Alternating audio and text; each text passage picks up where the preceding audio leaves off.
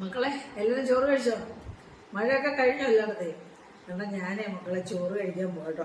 ഇന്നൊരു പ്രത്യേക കറി വെച്ചിട്ടുണ്ട്. കർക്കിടക മാസത്തിൽ നമുക്ക് ഇലവർഗ്ഗങ്ങൾക്കൊക്കെ പോഷകഗുണം കൂടുതലാണെന്നാണല്ലോ പറയാറ്.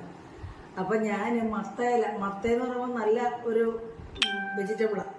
അപ്പം മത്തയുടെ ഇല അതിലുപരി പോഷകം എല്ലാ വൈറ്റമിൻസും അടങ്ങുന്നതാണല്ലോ ഇലവർഗ്ഗത്തിലൊക്കെ. അപ്പം ഇന്ന് മത്തയില കൊണ്ടിട്ടാണ് മത്തയിലയും വൻപയറും കൊണ്ടൊരു കറി വെച്ചിരിക്കുക. വളരെ ടേസ്റ്റാണ് കേട്ടോ. അപ്പോൾ അത് നല്ല രുചി അതുകൊണ്ട് ചോറ് കഴിക്കും. ഞാൻ അതിന് കുറച്ചെടുക്കുക. പിന്നെ വേളൂരി എന്നും പറഞ്ഞൊരു ചൂടമീനുണ്ട്. ചൂടമീൻ്റെ കൂട്ടിരിക്കുന്നത്, കൊഴുവാട കൂട്ടിരിക്കുന്നത്, അതാണ് അവിടെ മുളക് കറി വെച്ചിരിക്കുന്നത് കേട്ടോ. അത് ഞാൻ കുറച്ച്